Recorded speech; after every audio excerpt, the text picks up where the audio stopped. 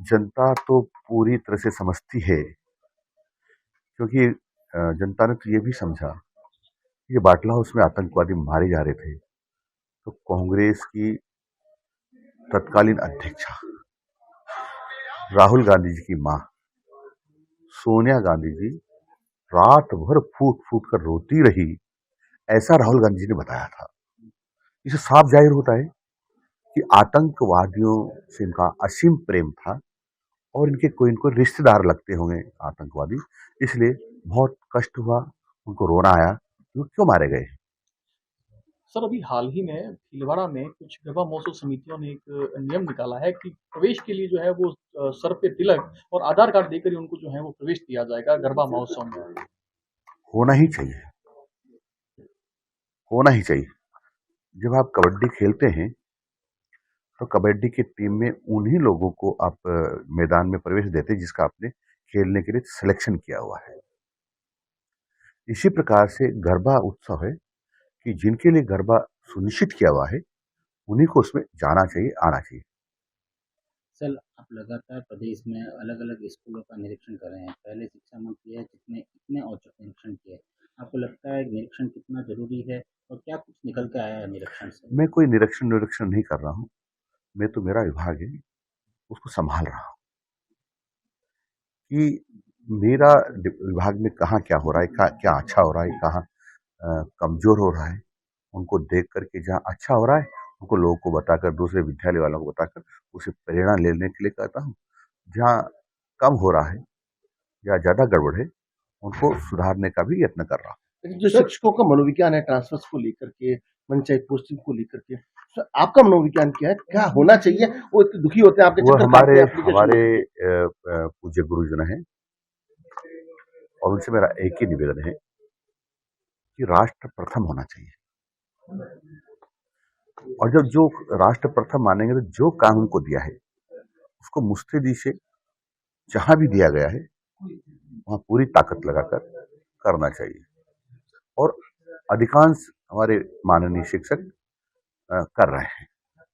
Sir, अभी जिस तरीके से भर्ती परीक्षा आयोजित हो रही है, ऐसे में शिक्षक विरोध जता रहे हैं, काली पट्टी बांध कर, काले कपड़े बांध कर। उनका कहना है कि लंबी ड्यूटी दी जाती है और सबसे बड़ी बात तो कि शिक्षण व्यवस्था बाधित हो रही है। पिछले 1 महीने से अगर बात करें, पहले 5 दिन आरपीएससी ने एग्जाम करवाया, फिर 3 दिन पुलिस ने करवाया, अब तो 3 दिन। या तो मैं इनसे ही निवेदन करना चाहता हूँ कि क्या करना चाहिए, क्या भर्ती बंद कर देना चाहिए, क्या यदि वो ऐसा करते भर्ती बंद कर देना चाहिए, तुम जनता के सामने इस बात को रखेंगे और जनता कहेगी हाँ इन्होंने सही कहा भर्ती बंद कर दो, तो उस पर विचार करेंगे। सर, एक सवाल सर, जिस तरह से झालावाड़ स्कूल हादसे की मुआवजे को लेकर बार-बार सवाल उठाए जा रहे हैं। यह कहा जा रहा है किसी बकरा और बकरियाँ दे दी गई सरकार की तरफ से, इसके बाद में 13 लाख मुआवजे को भी जो है न्यायोचित नहीं कहा जा रहा है, 50 लाख मुआवजे की माँग की जा रही है। इसके ऊपर क्या कहेंगे? मांग तो हम 50 करोड़ की भी कर सकते हैं, मांग की कोई सीमा ही नहीं होती है। ये बहुत बड़ा देश है, यहाँ हादसे होते हैं, सच है। आ, लेकिन जो सरकार के नियम बने हुए हैं उनकी भी सरकार को पालना करनी पड़ती है। एक जगह कोई भी किसी प्रकार का काम करने पर एक उदाहरण बन जाता है दूसरी जगह के लिए, तो उनसे फिर निपटना बहुत मुश्किल हो जाता है। तमाम विपक्षी दल के नेता एकजुट हो रहे हैं, हनुमान बेनीवाल हो या इस कोई पर भी आपकी क्या। एकजुट हो उनसे पूछना चाहिए कि जब कांग्रेस के राज में दुर्घटनाएं हुई थी या इस प्रकार के हादसे हुए थे तब आपने कितना दिया था, उससे कम दिया हो तो बताइए।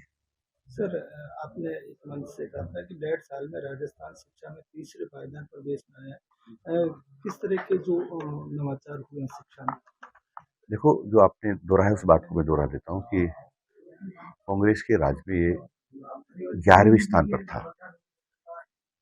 जब राष्ट्रीय सर्वेक्षण हुआ परख के तहत तो ये तीसरे स्थान पर आ गया है। कुछ बातें हमने की है। सबसे बड़ा योगदान तो मैं हमारे सम्मानित शिक्षकों को मानता हूँ कि उन्होंने अच्छा पढ़ाया है। दूसरा है कि हमारे जो अधिकारियों का था प्रबंधन ठीक है। तीसरा, हमने कुछ नवाचार करने की कोशिश की है कि जहां बच्चों को 80 में से 13 नंबर में पास कर देते थे और करते हैं अभी भी, तो वहां मैंने कहा कि ठीक है, जो सरकार के नियम हैं उनकी तो पालना मेरे को भी करनी है और उनको भी करनी है। लेकिन क्या होता है, 100 नंबर का जब विषय होता है तो सत्रांक 20 नंबर का होता है, तो सामान्यतः 20 में से 20 दे देते हैं। तो 80 में से इधर 13 नंबर आ जाए तो फिर स्टूडेंट को पास मानते हैं, क्योंकि कुल मिलाकर 33 नंबर हो जाते हैं। हमने ये कहा कि सत्रांक में तुम कितना भी दीजिए, लेकिन 80 में से 40 नंबर कम आएंगे तो गुरुजनों से पूछताछ की जाएगी कि आखिर में आपने ऐसी स्थिति क्यों लाई कि 13 ही नंबर आए। उनसे पूछताछ हो रही है और उसके आधार भी हमारे पास सूचियां बन गई है। तो आगामी ट्रांसफर होंगे उसको आधार बनाया जाएगा कि जो अच्छे नंबर लाए हैं उनको राहत दी जाएगी, और जो कम नंबर लाए हैं पढ़ाने वाले आपके बच्चे, तो फिर ऐसे पढ़ाने वालों को के साथ राहत नहीं दी जाएगी। एक और है, 2-3 बातें और है, पूरी हो रही है ना, आप पूछा तो। स्कूल में क्या था कि कोई भी बालाजी भैरू जी की पूजा के नाम पर स्कूल छोड़ जाया करते थे, नमाज पढ़ने के नाम पर स्कूल छोड़ जाया करते थे। हमने कहा कोई भी भैरू जी बालाजी की पूजा करने के नाम पर, नमाज पढ़ने के नाम पर स्कूल नहीं छोड़ के जाएगा। स्कूल समय में केवल शैक्षणिक गतिविधियां ही करनी पड़ेगी। इसके कारण से बच्चों को पढ़ाने का समय भी ज्यादा मिला है। हमने ये भी कहा कि कक्षा में मोबाइल नहीं ले जाएंगे गुरुजी, उसका भी कुछ लाभ मिला है। इस सब मिलाकर के जो हमने काम किया है उसके कारण से परीक्षा परिणाम पहले की अपेक्षा काफी अच्छा हुआ है। और एक बात सुनकर आपको बहुत खुशी होगी कि निजी विद्यालयों की अपेक्षा सरकारी विद्यालयों का परीक्षा परिणाम बहुत ही उत्तम है। उसका एक उदाहरण देकर समझाना चाहता हूं मैं आपको। कुछ जिलों का जो हमने टोटल करके निकाला तो 18,000 समथिंग बच्चे 75% ज्यादा अंक लाने वाले सरकारी विद्यालयों में पास हुए। इतने ही जिलों में का जो हमने आकलन किया तो 13,000 समथिंग बच्चे निजी विद्यालयों में 75% नंबर लाने वाले पास हुए। इससे अंदाजा लगाया जा सकता है कि सरकारी विद्यालयों का स्तर पहले से बहुत अच्छा हो गया है। ये ठीक है, कुछ कमियां होंगी, निरंतर सुधार की आवश्यकता होती है और हम सुधार करें।